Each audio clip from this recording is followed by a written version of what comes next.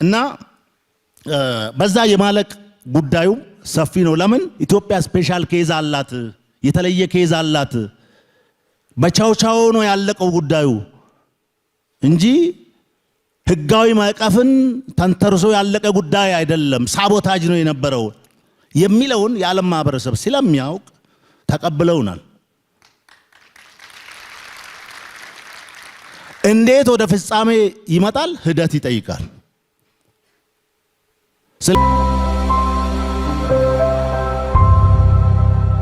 በር የህልውና ጥቅም ነው። የህልውና ጥቅም ነው ማለት የሃይማኖት አይደለም፣ የፖለቲካ ፓርቲ አይደለም፣ የጎሳ አይደለም፣ የብሔር አይደለም፣ የቡድን አይደለም፣ የሀገር ነው የሚል ነገር መያዝ አለበት። ይሄንን ለመንጠቅ ትንሽ ነገር ከውጭ እየተቀበሉ ዛሬም ድረስ ሳያፍሩ ተገቢ አይደለም ብሎ የሚያነሱትም ጭምር እንዲያፈሩ የሚያደርግ ስለሆነ ይሄን ነገር በፍጹም ቅድም ካልኳቸው ጉዳዮች ነጥለን ማየት አለብን። ሃይማኖት፣ ብሔር፣ ጎሳ፣ ፖለቲካ ሊኖር የሚችለው ሀገር ስትቀጥል ነው። የባህር ጉዳይ የህልውና ጉዳይ ነው ማለት የመኖርና ያለመኖር ጉዳይ ነው ማለት ነው። ኖረን የለም ወይ? እስካሁን እየኖርን እኮ አይደለም፣ ትልቅ ዋጋ እየከፈልን ነው። በኢኮኖሚው ረገድ የኑሮ ውድነት ምናምን የሚባለው እኮ የግለሰቦች የመንግስት የምናምን ጣጣ አይደለም። ታሪካዊ ጠላቶቻችን የጠፈጠፉልን እንዲህ አይነት ዋጋ እንድንከፍል ሆን ተብሎ የተሰራ ቅድም አቅራቢው በዚህ አጋጣሚ ላመሰግን ወዳለሁ። በጣም ጥልቅና አስተማሪ የሆነ እውቀት ነው ያካፈሉና ታስቦበት የተሰራ ስለሆነ ዋጋ እየከፈለች ነው ኢትዮጵያ። አድጋለች። አሁን 7 ዓመት ላይ የተመዘገቡ እድገቶች አሉ። በዓለም ደረጃ የፖለቲካ ጉዳይ ያልሆነ የፓርቲ ጉዳይ ያልሆነ ሁሉም የሚመሰክረው እድገቶች አሉ። ዓለም እየመሰከረው ነው ማለት ነው። የዓለም ድርጅቶች ይመሰክሩት አሉ። ቅድም ሲነሳ እንደነበረው ዳግም አድዋዎች በኢትዮጵያ እየተመዘገቡ አሉ። ህዳሴ ግድብ፣ የጋዝ ጉዳይ፣ የከተማ ልማት፣ እርሻ፣ እነዚህ ነገሮች እየተመዘገቡ ናቸው። ኢትዮጵያ በእርሻው ረገድ አሁን በምግብ ራስን የመቻል ይሄ ፉድ ሴኩሪቲ አይነት ስራ ሳይሆን እየሰራች ያለችው ፉድ ሶቨርኒቲ ነው። ፉድ ሶቨርኒቲ ማለት ራስህ አመርተህ ራስህ ተጠቅመህ ራስህ መመገብ መቻል ነው። ፉድ ሴኩሪቲ ገዝተህም ኢንሹር ማድረግ ትችላለህ። እነዚህ የተመዘገቡ ድሎች ከዚህ በላይ መመዝገብ ይችሉ ነበረ። የባህር በር ቢኖረን ኖሮ እጥፍ ማደግ እንችል ነበረ። አቀጭጮናል፣ ወደ ኋላ ጎትቶናል የሚል ነገር ለማንሳት ነውና ስለዚህ ህልውና ነው ሲባል እስትንፋሳችን ስለሚንቀሳቀስ እንደ ሀገር እየቀጠልን ስላለን እሱ ማለት አይደለም። ትንሽ ቆይተን ላንቀጥል እንችላለን የባህር በር ካሌለን። ይሄንን በማወቅ ነው እንግዲህ የዓለም መንግስታት 2 ህግ አወጡ። አንዱ ህግ ላንድ ሎክድ የሆኑ ሀገሮች ምን ማድረግ ይችላሉ? የባህር በር ማግኘት ይችላሉ፣ ህጋዊ መሰረት አለ ብሎ በዓለም ህግ የወጣው ሲፈጠሩ ያለ ውሃ የተፈጠሩ ሀገሮች ውሃ እንዲያገኙ ነው፣ የውሃ አክሰስ እንዲያገኙ ነው፣ የባህር በር እንዲኖራቸው ነው። ይሄ ህግም ይደግፈናል። የኢትዮጵያ ኬዝ ግን ስፔሻል ኬዝ ነው። እኛ ከውሃ ጋር ነው የተፈጠርነው። እኛ ከውሃ ጋር ነበርን። ውሃው የኛ ነበረ፣ ወደቡ የኛ ነበረ። ስፔሻል ኬዝ ስለሆነ ደብል መብት አለን እኛ ለመጠየቅ። ምንድነው ስፔሻል ኬዝ ማለት? ምንም በማይታወቅበት በስልክ ይለቅ ተነጋግረው ይለቅ በሆኑ ግለሰቦች ያለቀ ጉዳይ ስለነበረ የኢትዮጵያ ህዝብ ኢንቮልቭድ ስላልሆነ በዚህ ጉዳይ የዓለም መንግስታት ኢንቮልቭድ ስላልሆኑ ክሌም ማድረጋችን እጃ ጨብጭቦ ነው የዓለም ህዝብ የሚቀበለን። ቅድም ስለ ዲፕሎማሲ ይነሳ ነበረ። ላረጋግጥላችሁ የሚወደው ይሄ ስፔሻል ኬዝ የሚባል በመኖሩ ምክንያት ዛሬ በቴሌቪዥን መስኮት ወጥቶ ኢትዮጵያ የባህር በር ይገባታል የሚል አንድም ኢንተርናሽናል ኮሚኒቲ የለም። ይሄን ላረጋግጥላችሁ። ይሄ ማለት በዚህ በሁለት በሶስት ዓመት በተራው ስራ ደግፈውናል የዓለም መንግስት እያልኳችሁ ነው። ተቀብለውናል እያልኳችሁ ነው። ይገባታል እያሉ ነው እያልኳችሁ ነው። ስለዚህ ጥርጥር የለውም በዲፕሎማሲ መንገድ መጨረስ አለብን ብለን ስንልም ከዚህ ጀርባ ይሄ እውነት ስላለ ነው። ከዚህ ጀርባ ይሄ ኃይል ስላለ ነው እና በዛ የማለቅ ጉዳዩ ሰፊ ነው። ለምን ኢትዮጵያ ስፔሻል ኬዝ አላት፣ የተለየ ኬዝ አላት። በቻውቻው ነው ያለቀው ጉዳዩ እንጂ ህጋዊ ማዕቀፍን ተንተርሶ ያለቀ ጉዳይ አይደለም። ሳቦታጅ ነው የነበረው የሚለውን የዓለም ማህበረሰብ ስለሚያውቅ ተቀብለውናል። እንዴት ወደ ፍጻሜ ይመጣል? ሂደት ይጠይቃል። ስለዚህ ሁለቱን ለይታችሁ እዩ። አሁን ለምሳሌ ዩጋንዳ ከኬንያ ለመጠቀም እየጠየቀች ነው። ዩጋንዳ ላንድ ሎክድ ናት። የዩጋንዳ ኬዝ ሌላ ነው። ስትፈጠርም ከባህር በር ጋር አልተፈጠረችም። ሌላ ኬዝ ነው። እሱም ቢሆን የዓለም አቀፍ ህግ የዩኤን ህግ ይፈቅዳል። ደሃው የሚል ነገር የሚታይ ነው የሚሆነው። የኢትዮጵያ ኬዝ ግን ነበረን፣ ተዘጋብን፣ ነበረን፣ ተነጠቅን። የወንድሜን ቅድም እዚህ ጋር የነበረውን ሐሳብ የሚጋራው ኢትዮጵያ ኢዝ ኖት ላንድ ሎክድ ኔሽን። ላንድ ሎክድ አይደለንም እኛ። ራዘር እኛ ኦሽን ሊንክድ ሀገር ነን። ዊ አር አን ኦሽን ሊንክድ ስቴት። ኢትዮጵያ ነበራት፣ አሁንም ጉዳዩ ያልተፈታ በመሆኑ እንጂ እኛ ላንድ ሎክድ አይደለንም። ዝም ብሎ እዛ ላይ ጽፎት ሊሆን ይችላል። ለምንድን ነው እንደዚህ የምለው? ላንድ ሎክድ በኔቸር አለ። እነዛ ቅድም ሲዘረዘሩ የነበሩ ሀገሮች ናቸው። ላንድ ሎክድ በሰው ሰራሽ ላንድ ሎክድ አይባልም። በመሆኑም ምክንያት እኛ አን ኦሽን ሊንክድ ኔሽን ነን። ለዚህ ነው ክሌም እያደረግን ያለ ነው የሚለውም ይያዝ። አይ ጉግል ብናደርግ ላንድ ሎክድ ነው የሚለው they said it we don't have to accept። እኛ መቀበል የለብንም። ላንድ ሎክድ አይደለንም። ኦሽን ሊንክድ ሀገር ነን እኛ። እሱን ነው ቅድም ወንድሜ ሲያቀርብ የነበረው። ታሪክ የሚባለው እንዲሁ ታሪክ ምናብ ሳይሆን ታሪኩ ምንድነው? ኦሽን ሊንክድ ናት ኢትዮጵያ የሚለውን ለማንሳት ነው። በዚህ ብቻ ማሸነፍ እንችላለን። በዚህ ጉዳይ ብቻ ማሸነፍ እንችላለን። ይሄንን ያዙ። ገና የሆነ አዲስ ነገር እንደምንጠይቅ ሳይሆን ኦሽን ሊንክድ የነበርን ሀገር በሰው ሰራሽ ስራ የተዘጋብንን ማስከፈት ማለት ነው። አዲስ በር አንሰራም፣ አዲስ ሳንቃ አንሰራም። ያችን የዘጓትን ወይ በቁልፍ መክፈት ነው ከዓለም አቀፍ ማህበረሰብ ጋር። ይሄ ማለት ጦረኝነት ምናምን ማለት አይደለም። ጦረኛ ምናምን ማለት አይደለም። ጦር እያለን ነው መንግስት በዲፕሎማሲ እየጠየቀ ያለው። እኔ እንኳን በሰጠሁት ኢንተርቪው እኛ አሁን ይሄን ነገር ማሳካት የምንፈልገው በዲፕሎማሲ ነው፣ ቅድሚያ የምንሰጠው ዲፕሎማሲ ነው። እኔ ዲፕሎማሲ ሰራለሁ፣ ሁሉም የዓለም ሀገራት የሚሉት እናንተ ብቻ በሰላም መንገድ ወደዚህ ጋር ግቡልን እንጂ እኛ እናስፈጽማለን ነው የሚሉት። ስለሚወዱን ስለሚጠሉን የሆነ ነገር ከኛ ስለሚጠቅሙ አይደለም። ሐቅ ስላለን እውነት ስላለን ነው። ሐቁ ምንድን ነው? ያቺ ስፔሻል ኬዝ ናት። ያንን መያዝ በጣም ተገቢ ነው የሚሆነው። ቀጥሎ የባህር በርን ለማግኘት የዓለም ሕዝብ ሁለት እንትን ይጠቀማል። ሁለት ሞዳሊቲዎች ይጠቀማሉ። እንዴት በአማርኛ እንደሚለው ሁለት አፕሮች ይከተላሉ። ሁለት መንገድ አለ። አንደኛው ኮሜርሻል ነው። ምክንያት አለኝ ይህን ሳነሳ። ኮሜርሻል አፕሮች ማለት ከሶቨርኒቲ ጋር ምንም አይገናኝም። አሁን የሶማሌላንድ ስናሰራ ማነው ሲጀመር እነኚህ ጠላቶቻችን ጮሁ፣ አስጮሁ። it has nothing to do with sovereignty። ኮሜርሻል አፕሮች ማለት ልክ ሞል ሰርተህ ሞል የምትሰራው ሞል ውስጥ የሚሸጠውን ነገር እንዲገበያይ ሰው ለማድረግ ነው እንጂ ሞሉን ለሙዚየም አይደለም የምሰራው።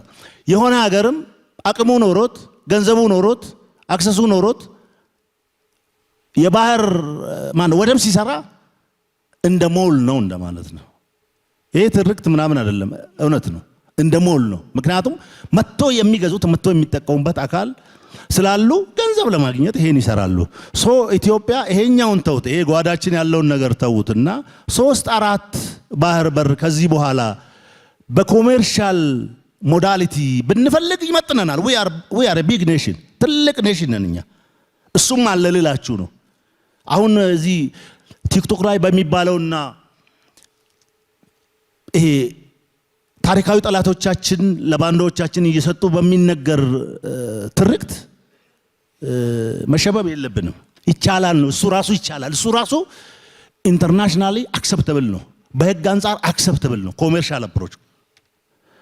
የኛ ግን ከዛ የተለየ ስለሆነ ይሄኛውን ስፔሻል ኬዝ ያለበትን ነገር ቀደም ባልኩት መንገድ ማግኘት እንችላለንና በቃ ሁሌ እንደምለው በጠረጴዛ ላይ የተቀመጠ እውነታችን ነውና እሱም መቀናጀታችን የሚቀር ነገር አይደለም።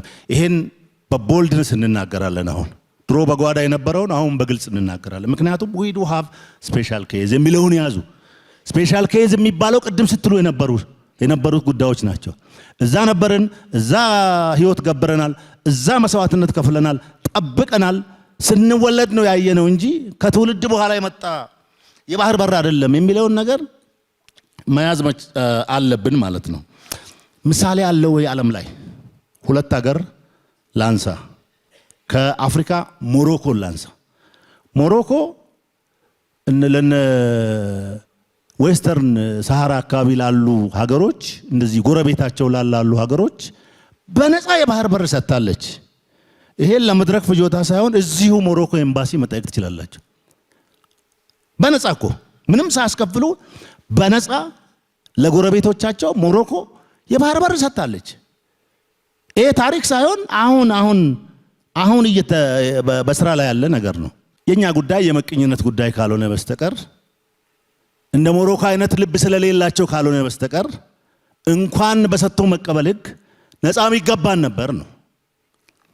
ስለዚህ አፍሪካ ውስጥ ይሄ አፕሮች አለ። ሞሮኮ ለጎረቤት ሀገሯ በነፃ ሰጠችና ለአውሮፓ ሀገር ደግሞ ቅድም በሚለው በኮሜርሻል ሞዳሊቲ እያከራየች ትገኛለች። ገንዘብ ታገኝበታለች፣ ታድጋለች።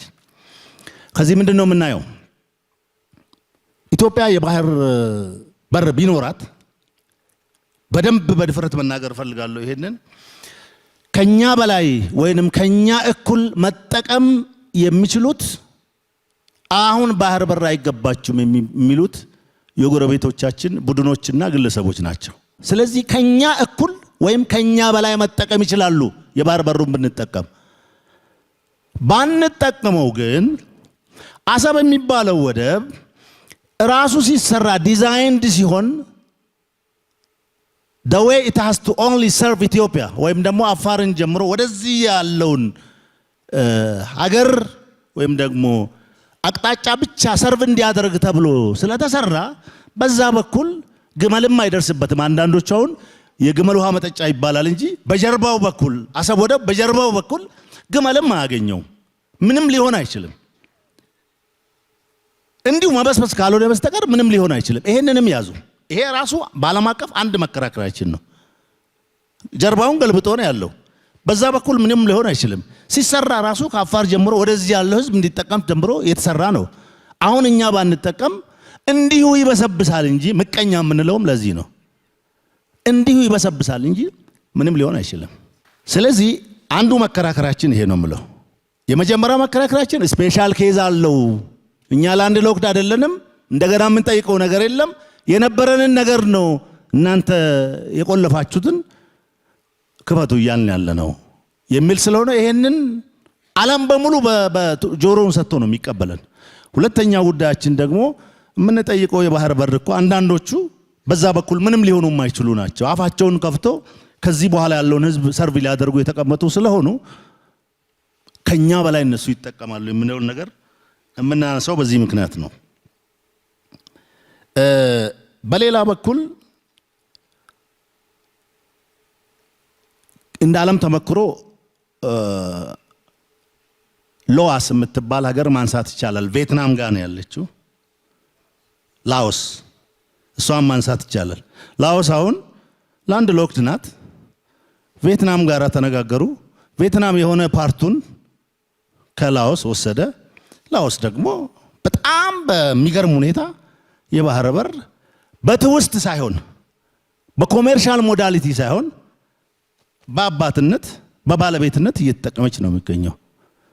ስለዚህ ምኑ ጋር ነው እዚህ አፍሪካ ቀንድ ሲመጣ አዲስ የሚሆነው የሚለውን ነገር ለማንሳት ሁሉም ቅንጅት የግብጽ ጉዳይ ነው። ሁሉም ቅንጅት የታሪካዊ ጠላቶቻችን ጉዳይ ነው። እነሱም የኋላ ኋላ ያምኑታል እንጂ ከነዚህ ከታሪካዊ ጠላቶቻችን በስተቀር ሁሉም የዓለም ክፍል ኢትዮጵያ የባህር በር እንደሚገባት፣ ስፔሻል ኬዝ እንዳላት፣ ወደዚህ መምጣት እንዳለባት፣ መታገዝ እንዳለባት ያምናሉ። ሲጠይቁም ነበረ። ይሄ መያዝ መቻል አለበት ማለት ነው። ለምንድን ነው ታሪካዊ ጠላቶቻችን የምትሉት? ምን ተፈጠረ ምናምን ብትሉ ሲጀመርም የሄደው በእነሱ ነው።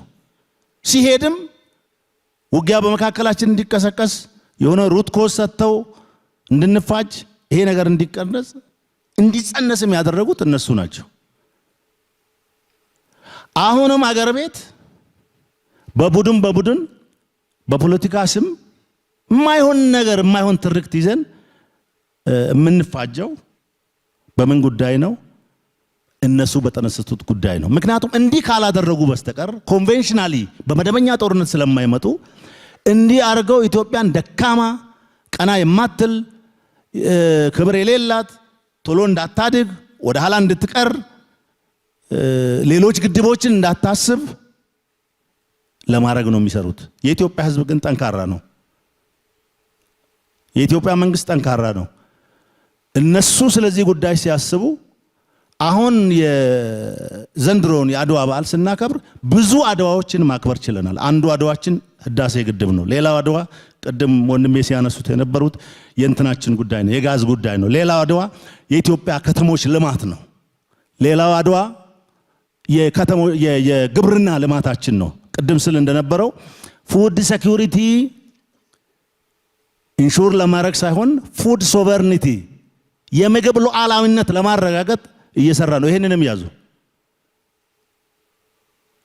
ስለዚህ ይሄኛው በጣም ቅርብ ነው። አሁን ታዲያ በዚህ ጉዳይ ላይ አንድ መሆን አለብን። ታሪካዊ ጠላት ነው ሲባል አንድ ነው መሆን ያለብን። ምንም ድምር ቅንስ የለውም። ምንም ሌላ ሪሰርች አይሰራም። ታሪካዊ ጠላት አላት ኢትዮጵያ። ምን አይነት ጠላት? የሚያባላ፣ የሚያፋጅ፣ በቡድን የሚያባድን፣ በጎሳ የሚያባድን፣ ኬዝ ሩት ኮዝ የሚሰጥ ኢትዮጵያ እንዳትረጋጋ የሚያደርግ ለዚህ ትልቅ በጀት ትልቅ ሪሰርች መድቦ የሚሰራ ጠላት አላት። የዛ ማሳለጫ መሆን የለበትም የኢትዮጵያ ሕዝብ። የመጨረሻው ነገር ይሄ ብሔራዊ ጥቅም የሚባለውን ነገር ሰው እንዲሁ ንግግር ይመስለዋል። ብሔራዊ ጥቅም የሚባል ነገር ብሮድሊ ወደ ሌቭል ከወሰድነው በሁለት ነው የሚከፈለው። አንዱ የህልውና ጥቅም የሚባል ነው። ሁለተኛው ደግሞ ከዛ በታች ያሉ ጥቅሞች ናቸው። ግን ጎሳዊ አይደሉም፣ ሃይማኖታዊ አይደሉም፣ ክልላዊ አይደሉም፣ መደባዊ አይደሉም፣ ግለሰባዊ አይደሉም፣ ፓርቲያዊ አይደሉም፣ ሀገራዊ ናቸው ሁለቱም። ሉዓላዊ ጥቅም የሚባለውም ሀገራዊ ነው። እንደገና ደግሞ ከዛ በታች ያሉ ብሔራዊ ጥቅሞችም ጥቅሞች ናቸው። በሁሉም ሀገር ሁሉንም የሚያስማማ የመጀመሪያው የህልውና ጥቅም የሚባለው ሰላም ነው። ይሄ መቋጫዬ ነው። ሰላም አሁን የኢትዮጵያ ህዝብ ሰላማዊ ስለሆነ ሰላም ይናገራል። ሰላም ግን ሳይንስ አፕሩቭ ያደረገው የህልውና ጥቅም ነው። ሰላምና ልማት የማይነጣጠሉ ናቸው። ሰላምና እንደ ሀገር መቀጠልና ያለ መቀጠል የማይነጣጠሉ ናቸው። ስለዚህ ሰላም የመንደር ወሬ አይደለም፣ የፓርቲ አይደለም፣ የሃይማኖት አይደለም፣ የግለሰብ አይደለም። ሰላም የሁሉም ሀገር የህልውና ጥቅም ነው። ምን ማለት ነው የህልውና ጥቅም? ሁሉንም ዋጋ የምትከፍልለት ጥቅም ማለት ነው። ስለዚህ ይሄ ማህበር እንደ ቀድሞ ከዚህም በኋላ ለሰላም የሚከፈል ዋጋን እየተመነ መክፈል አለበት። ትውልዱም እንዲከፍል ማድረግ መቻል አለበት። ያው መንግስታት ይሄዳሉ፣ መንግስታት ይመጣሉ። ድሮም መንግስታት ሄደዋል፣ ድሮም መንግስታት መጥተዋል። አሁንም መንግስት አለ፣ ለወደፊትም መንግስት ይመጣል ይሄዳል። ሁሉም የየድርሻቸውን ሚና ይጫወታሉ። ፓርቲም ይመጣል ይሄዳል። ሰላም የሚባለው ግን በቋሚነት ለአንድ ማህበረሰብ፣ ለአንድ ህብረተሰብ፣ ለአንድ ሀገር የሚያስፈልግ ምን አይነት ጥቅም ነው? የህልውና ጥቅም። የህልውና ጥቅም ማለት የሁሉንም ቤት የሚያንኳኳ ጥቅም ነው። ስለዚህ አሁን አገር ቤት ሽፍታ ስንመታ እንደ ወታደር ኑ ወደ ድርድር ሲባሉ እምቢ ምሉትን አሳደን ህዝብ አታሰቃዩ ብለን እንትን ስንል ስም ይሰጡናል። ሀገር ከተበጠበጠች አንድ ጀንበር ይበቃታል። ከረባት አስሮ ተውቦ መውጣት የለም። ልጆች ትምህርት ቤት ማድረስ የለም። በሰላም ውሎ ማደር የለም። ማንም አያድነንም። ማንም አያድነንም። ስለዚህ ምድርን በሰላም የፈጠራት ፈጣሪ ሰው ደግሞ ሰላሙን እንዲጠብቅ ቻንስ ኦፖርቹኒቲ ሰጥቷል።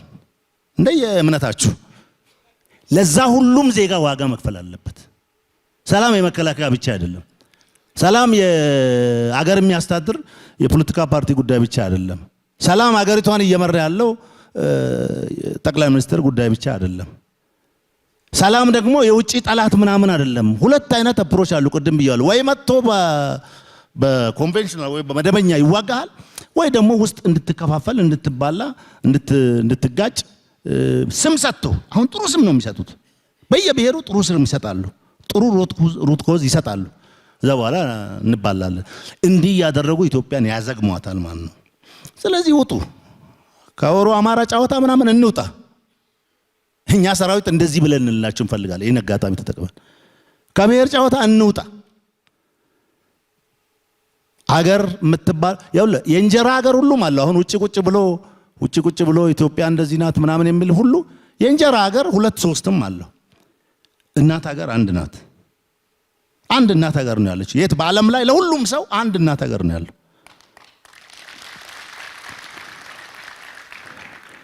እንደውም በቅርቡ አሁን እኛ ምን እያልን ነው? ከእናት ሀገርነት ወደ አባት ሀገርነት ለመሸጋገር ኢትዮጵያ እየተጋች ነው።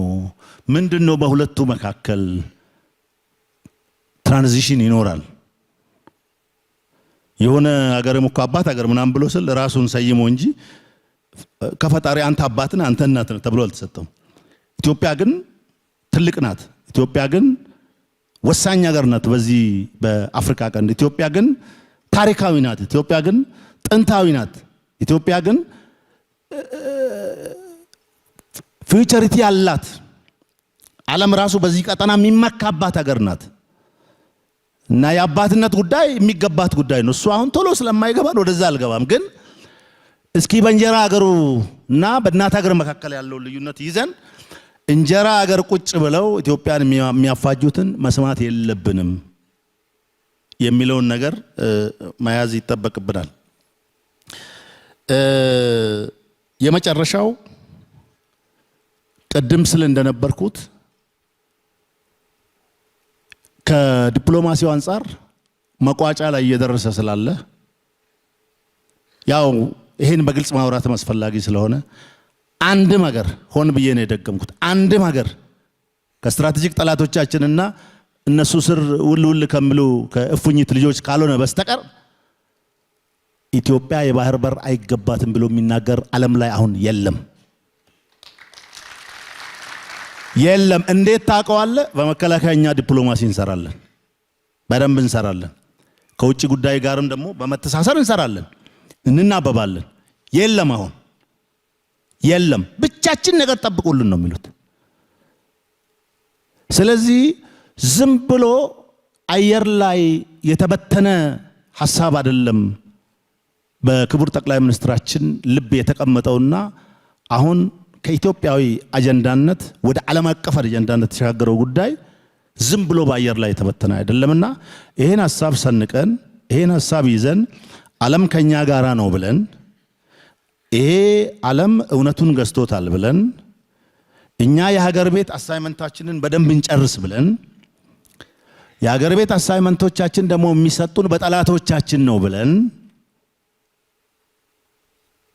ይሄ በደንብ ገብቶን ስራ መስራት መቻል አለብን። በሌላ ቋንቋ እንዲገባን አሁን ኢትዮጵያ ውስጥ ያለ ንትርክና ጭቅጭቅ መከራ ምናምን ሁሉ የማንም ጣጣ አይደለም። ዶክመንት መቅረብ እንችላለን። የብሔራዊ ማነው ታሪካዊ ጠላቶቻችን ቅመራ ነው። ቀምሮ በእንዲህ አይነት ምን ምንላቸው ነው? ማንን ያዝ፣ ምን አጀንዳ እንስጣቸው፣ መቼ ዓመት ምን እንክፈት፣ እንዴት እናድርግ ብሎ ነው የሚሰሩት። ስለዚህ ገና ይሄዳሉ እነሱ ከፈለጉ። አሁን እዚህ ሰሜን አካባቢ የሚታይ ምናምን ብቻ አይደለም። ይመጡላል ወደ ጋምቤላ፣ ይመጡላል ወደ ሶማሌ፣ ይመጡላል ወደ ፈለጉት ይመጣሉ። እንዲገባችሁ አጀንዳ ይሰጣሉ። ለምን? የተበታተነች ኢትዮጵያ ማየት ይፈልጋሉ። ደካማ ኢትዮጵያ ማየት ይፈልጋሉ። ራሷን ያልቻለች ኢትዮጵያ ማየት ይፈልጋሉ። ብዙ ደካማ ሀገር በዚህ አፍሪካ ቀንድ እንዲኖር ይፈልጋሉና እቺ እውነት ገብታችሁ ለነገ ልጆቻችሁ እያሰባችሁ አገር የሚለው ነገር ላይ አንድ ቋንቋ ይኖረን፣ ኢትዮጵያ የሚለው ነገር ላይ አንድ ቋንቋ ይኖረን። በአፍ ኢትዮጵያ ማለት ጥቅም የለውም። ለኢትዮጵያ የሚከፈል ዋጋ ሁሉ እንክፈል፣ እንስማማ። ሁሉም አሁን በየጓዳችን በየብሔሩ በየሃይማኖቱ በየምናምኑ የሚነሳው አጀንዳ ከኢትዮጵያ በታች ነው። ከኢትዮጵያ እኩል የሆነው ጉዳይ የብሔራዊ ጥቅሟ ጉዳይ ነው። ከዛም በላይ የህልውና ጥቅም የሚባለው ህልውና ማለት እኮ አሁን እዚህ አዳራሽ ቆይተን ከዚህ አዳራሽ በሰላም ወደ ቤት ሄዶ የመመለስና ወደ ቤት መመለስና አለመመለስ መካከል ያለ ጉዳይ ማለት ነው ህልውና ማለት። እና ህልውና ሲባል እንደዚሁ ምሽሞንሞን ቃል አይነት እንዳይመስለን። ኢትስ ክሪቲካል። እንደዛኒ ከዚህ ባሻገር ብዙ ምለው ነገር የለኝም። እነኚህን ጉዳይ ይዘን የነገውን ደግሞ በልባችን አሳድረን ለዛም ምን ሰራውን አሳይመንታችን በግላችን በየቡድን በሀገር ደረጃ በየአካባቢያችን ሰርተን ይሄንን የባህር በር አግኝተን ኢትዮጵያ የምትተኮስበት ጊዜ በጣም ቅርብ ነው። በጣም ቅርብ ነው። እንዴት ታውቃለህ? በጣም ቅርብ ነው። ቅርብ የሚሆነው ግን ሁላችንም የበኩላችንን ድርሻ ከተወጣን ነው። ለተሰጠኝ እድል አመሰግናለሁ። ማህበሩም ደግሞ ይሄንን አዘጋጅቶ እንዲህ አይነት